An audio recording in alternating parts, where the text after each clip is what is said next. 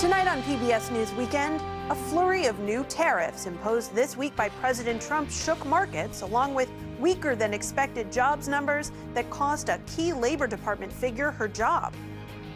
Then we explore the phenomenon of super aging and the scientific advances that may help transform human lifespans. And how a group of kids in Indiana are using their summer vacation to inspire others to get off their screens and get outdoors.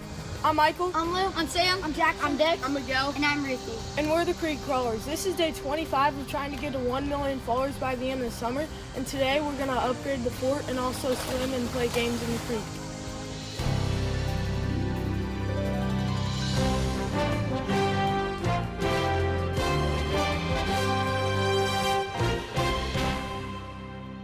Major funding for PBS News Weekend has been provided by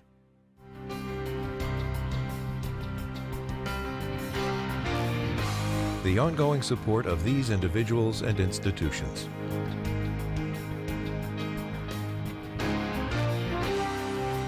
And Friends of the NewsHour.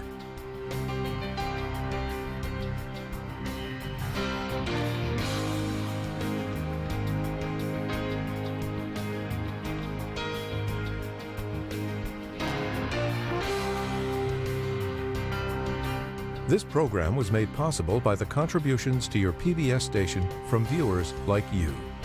Thank you. Good evening, I'm Allie Rogan. John Yang is away. Countries around the world are facing a flurry of steep new tariffs on goods sent to the United States. The White House's announcement yesterday that it will impose hefty taxes on imports from nearly 70 countries next week triggered the worst day on Wall Street in over a month. Those economic jitters were compounded by weaker than expected jobs numbers, which prompted President Trump to fire the Bureau of Labor Statistics commissioner who produced them. Earlier, I spoke with Ernie Tedeschi, former chief economist for the Biden White House and the director of economics at the Budget Lab at Yale University. We discussed the sweeping tariffs, but I began by asking him about the dismissal of the Labor Statistics Commissioner, Erica McEntarfer. Erica McEntarfer is one of the most devoted public servants in government, and among economists, one of the most data-focused and rigorous people that I know. And you've written on X that this type of political interference sets a bad precedent. What are your concerns? The United States has some of the most trustworthy economic data in the world, both our labor market data and our GDP data. Lots of different entities and consumers throughout the world rely on it for making important decisions. If suddenly that data is politically manipulated and is not trustworthy, these people that use and rely on the data may have to go elsewhere to less reliable sources for data and may make decisions that are not as sound, not as data focused. And you've been tracking tariffs closely since the very beginning. What do you think this latest tranche of tariffs is going to do to the prices of everyday products? Yeah, so I think over the next 2 to 3 years, you would see overall prices rise by just under 2% overall. Now, that doesn't sound like a whole lot to a normal person, but let's keep in mind that 2% is the Federal Reserve's annual inflation target. So this is like getting an extra year's worth of inflation on top of what we normally would have gotten. For the average American family, that would be the equivalent of $2,400 per household per year. So that's meaningful. And it's going to hurt lower income families more than higher income families because they're more vulnerable to tariffs. I think even in the short run, even by the end of the summer, you might start to notice price increases in key import sensitive items, especially during back to school shopping. Right. So over the long term, after those first spikes in back to school products, like you just mentioned, where are the other product categories where you think we might see the biggest impact from the tariffs? Other than electronics and clothing, the other areas where we might see large effects would be things like crops and automobiles eventually going up in price by 10 to 12%, even in the long run. And the thing is that we find that even after many, many years, when consumers and businesses, try to find domestic alternatives to tariffed items, or they try to find imports that are not tariffed as much. And maybe even we have a little bit of reshoring. Prices are still persistently higher after 5 or 10 years, which is a sign that very little, if any, of this production is actually going to come back to the United States. And there aren't going to be that many substitutes that consumers are going to be able to find for, the higher tariffed items that they buy now. There's a little bit of savings to come in the long run with changes in behavior, but tariffs are going to make consumer products persistently more expensive, even in the long run. President Trump has said that these tariffs are going to, over the long term, strengthen the economy, lower the trade deficit. But based on what you're seeing so far, is your analysis that's actually what's going to happen in the medium and long term? We find that in the first 2 years, the tariffs shave about half a percentage point off of economic growth in the United States. That's like shaving a quarter off of our expected economic growth over the next 2 years. That's a significant amount. It gets a little bit better in the long run, but we still find that over 5-10 years, the American economy is persistently smaller. There are still a few days before these tariffs are set to go into effect. But what, if anything, are you going to be looking for in the time between then and now? The key piece of data that I look at most often now is government revenue data on tariffs. And that revenue data suggests that tariffs are definitely biting, but they're not we're not collecting as much tariffs as we would have expected beforehand, given the announcements. We're collecting tariffs at a rate that's more like a 10%. We started out the year at 2.5%, but it's not as high as we would have expected given the announcements. I'm going to be focusing a lot on the consumer price index and the inflation data. Ernie Tedeschi with the Yale Budget Lab. Thank you so much. Thanks for having me. In today's other news, Israeli forces opened fire near 2 aid distribution sites run by the U.S.-backed Gaza Humanitarian Foundation, killing at least 10 people, according to witnesses and health workers. Another 19 aid seekers were shot dead near a northern border crossing, and others were reported killed in airstrikes that hit tents and homes. Israel says it is continuing to strike in an attempt to eradicate Hamas, but Hamas said Saturday that it would not disarm unless a Palestinian state is established. In Tel Aviv, U.S. Special Envoy Steve Witkoff met today with families of Israeli hostages who are calling on their government to end the war and bring back their loved one. Russia claims its forces captured a village in Ukraine's Donetsk region.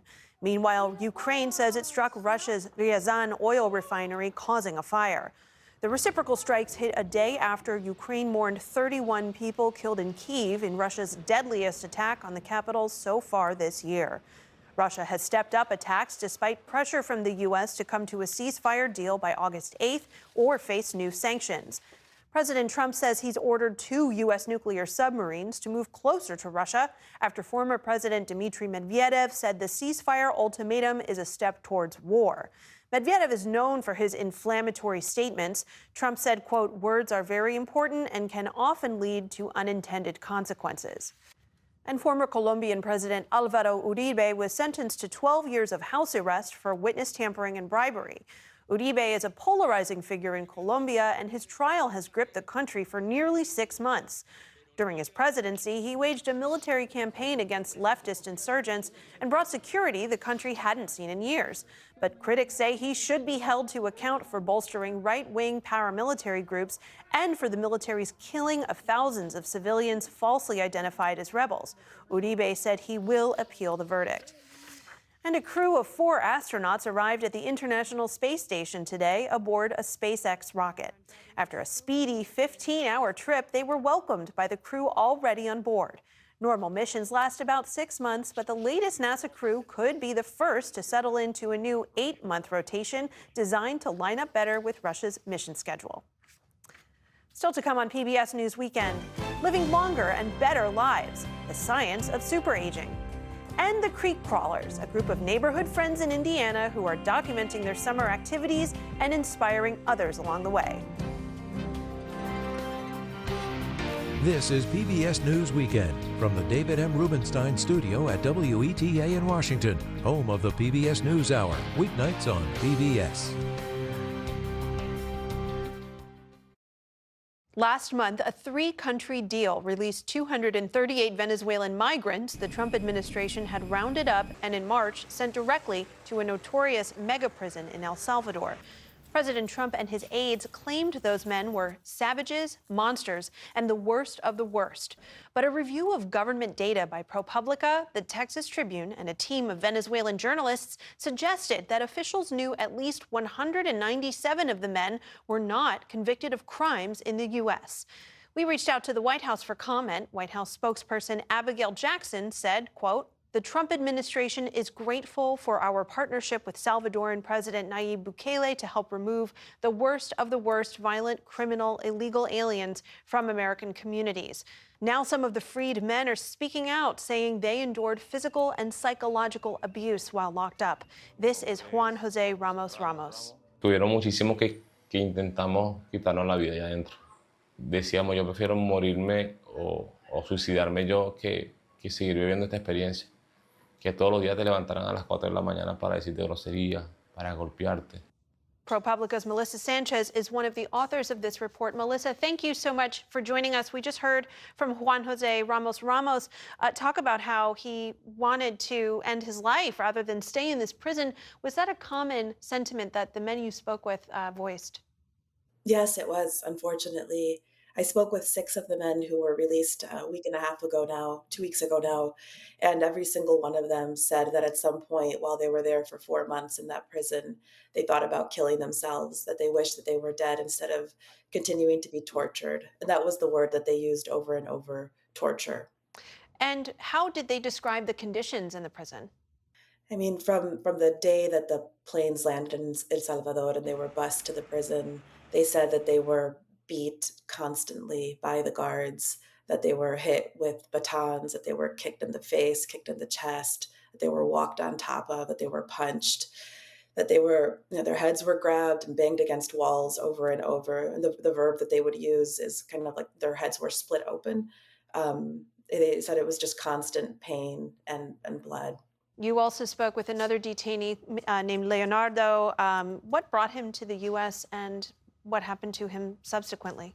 He had come to the U.S. in the last summer of 2024, and had come because his mother had some complicated medical issues after a car accident back in Venezuela. He was a soccer coach for kids, and he just wasn't making enough money in Venezuela's collapsed economy. And at the time, during the Biden administration, there was a program called CBP One, where you could use a phone-based app to sort of apply to get an appointment to go to the border and make your case for asylum. And so he did that. He didn't want to try to cross illegally. He wanted to do this the right way. And at his appointment in October of last year, he said that officials sort of set him aside and asked him whether he had tattoos on his body. So he said that yes, he had tattoos. And they set him aside and told him he would go through a different process. And from that day in October, he was in U.S. detention until March 15th when he was sent to El Salvador. And Melissa, one of the things that's interesting about what you just said is that Leonardo started having issues with ICE under the Biden administration. They took him aside for having tattoos, which seems similar to what we're hearing the Trump administration do, although, of course, Biden did not then deport them to third countries. Were you surprised to learn of the practices that were also employed under the Biden administration? No, I mean, this is something we've been hearing for some time. There is an issue when people are coming in from a country with which we don't have diplomatic relations, that it becomes difficult for immigration officials to really vet their criminal backgrounds. And so what I've been told is that because this was the case with Venezuela, that officials at the border ended up using whatever they could to try to decide whether to let somebody in or not. And one of the obvious things was tattoos. And we know that, there's a gang in Central America called MS-13 that very prominently uses tattoos as part of like gang membership. But that's not the case with the gang that Trump is saying all these guys are a part of. So yes, under the Biden administration, they were using this evidence, so-called evidence of tattoos, and it wasn't legitimate. But they weren't imprisoning people in a foreign country at the time. So the men you spoke with were released. Where are they now? What are they doing? And how are their families doing? So they're back in Venezuela. The men I've spoken to can't sleep. They tell me, Leonardo and others have told me that they close their eyes and then they just remember being beat constantly. They have a lot of nightmares. Some of the men are telling me they're desperate to look for work. Others are thinking about migrating again somewhere, anywhere, maybe not the US. A lot of them told me they're looking for psychological help. Melissa Sanchez with ProPublica, thank you so much for bringing us the story. Thank you.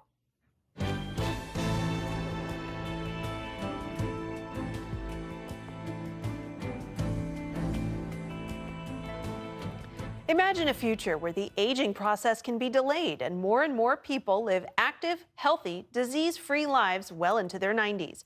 That reality may be here sooner than you think, according to Dr. Eric Topol, author of the recently published book Superagers, an evidence-based approach to longevity.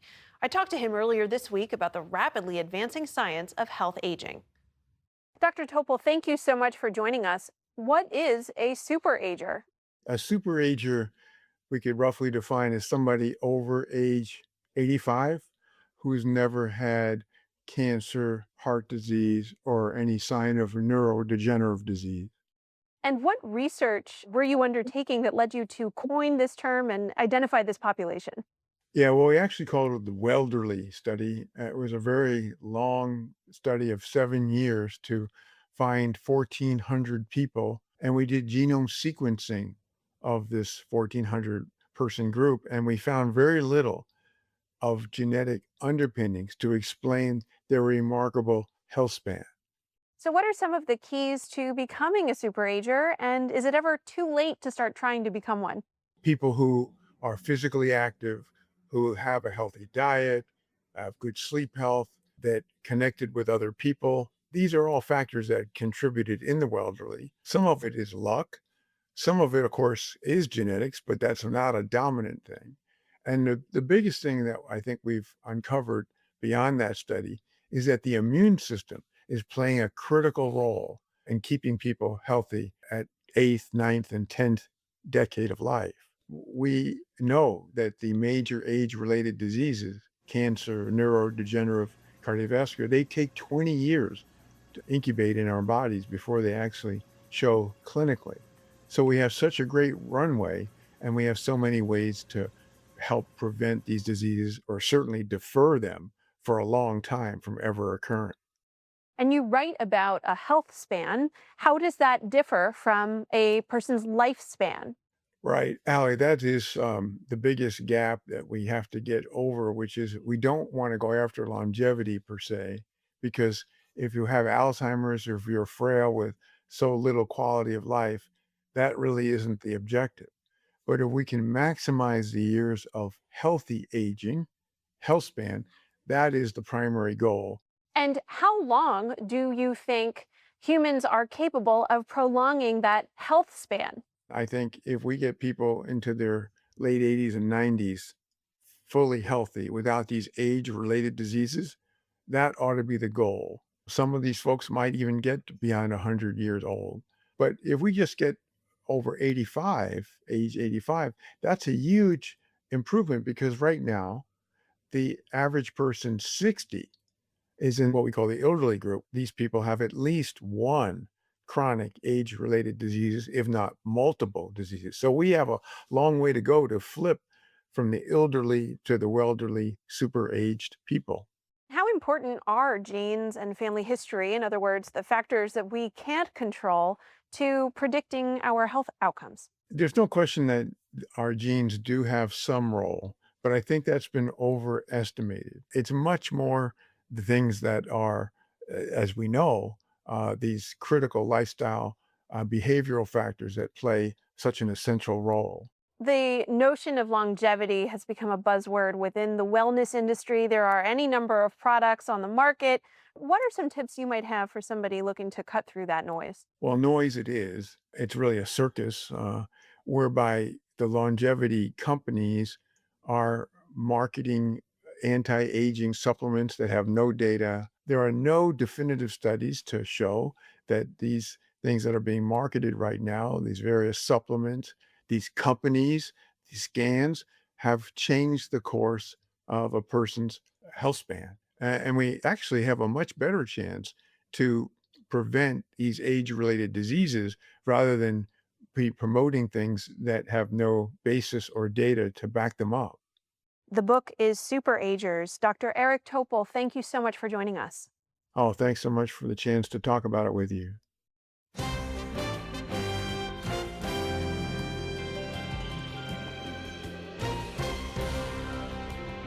Finally, tonight, we leave you with a group of intrepid kids in Indianapolis who set an ambitious goal this summer and hope to meet it. Along the way, they're inspiring others to get off their screens and get outdoors. This group of neighborhood friends heads out almost every summer day on a new adventure. 7 boys and 1 girl, ages 10 to 15. They call themselves the Creek Crawlers. I'm Michael. I'm Will. I'm Sam. I'm Jackson. I'm Dex. I'm Miguel. And I'm Reese. And we're the Creek Crawlers. This is day 25 of trying to get to 1 million followers by the end of the summer. And today, we're going to upgrade the fort and also swim and play games in the creek. They document their adventures to post on Instagram, and some of their reels have reached millions, even tens of millions of views. Oh, no. one. Let's go! Got one. Good. A first fish. Here we go. That's a nice one. We didn't really think it'd turn out like this. We didn't really think that we hit our first goal of 10,000 followers. When we first hit our goal of 10,000 followers, I would have been fine with 1,000. Like, I would have been fine at least like if a couple people watched us. But once we hit 10,000, it was crazy. They started posting in late June, and now they've exceeded 800,000 followers. Their adventures can last an hour or all day. I think we need a bigger stick in the middle. They problem solve. Look, it fell apart. No. They get creative. Here they used pieces of bark that had fallen off the trees to spell out creek crawlers at the entrance to their fort. There's usually a cool find of the day that's included in each reel.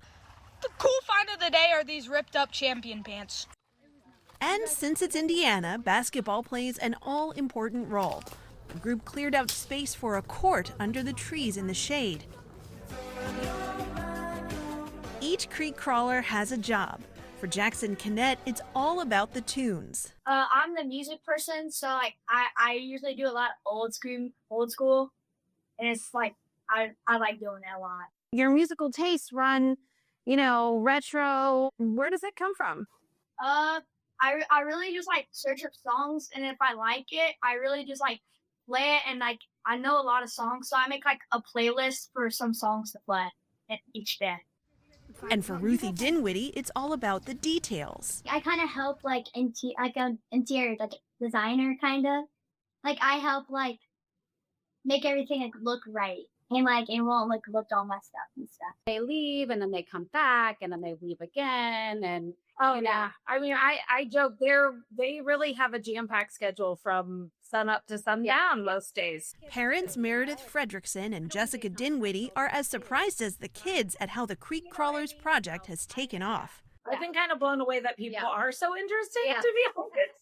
People have asked me, so like, what are they doing? And I'm like, playing ingredients and just being kids. Totally. Nothing more than that. Yeah. So what we did, Yeah, exactly. It's pretty simple.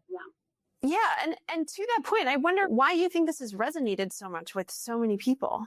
I think because it is simple, to be honest. I think in today's world, we're craving that in a lot of ways. The world and life is complicated.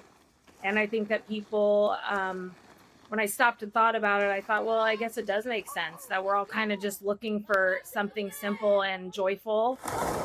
And it also, I mean, I think it's nostalgic too, I think a lot of the age range of the viewers are 45 and up. Yeah. And I think it's just bringing them back to a simple time in their lives, where you didn't have all these big worries. The comments on their posts back that idea up. All of us out here remembering the best days of our lives while watching theirs. Thanks for letting us relive our childhood. I was a Ruthie. Love how they are bringing back being kids. No video games, outside playing, exploring. I'm having a great summer just watching. And their followers span the globe.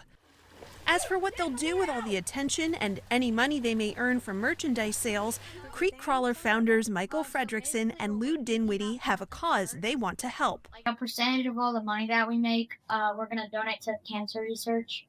we don't really need the money necessarily, but we want to at least put it to a good cause, and we don't want to just take it in for us and ourselves only. So we want to do something good with the money we get. I think every one of us has had a family member that's died from cancer, so that's also another reason why you want to do.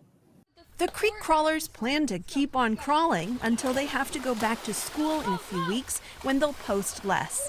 Keep crawling, boys and girls. And while they'd love to hit their goal of 1 million followers, they say the memories they've made this summer are the real reward.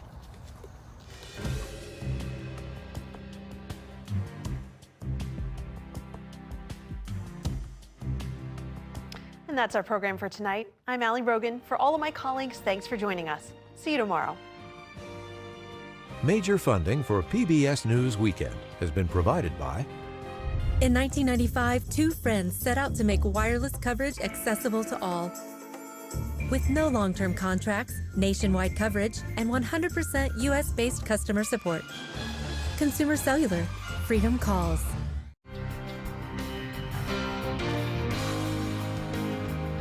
The ongoing support of these individuals and institutions.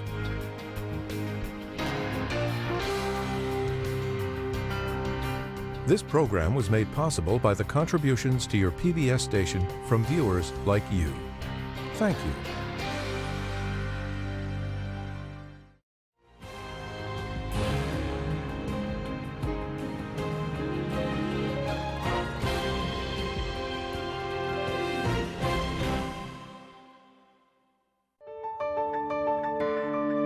You're watching PBS.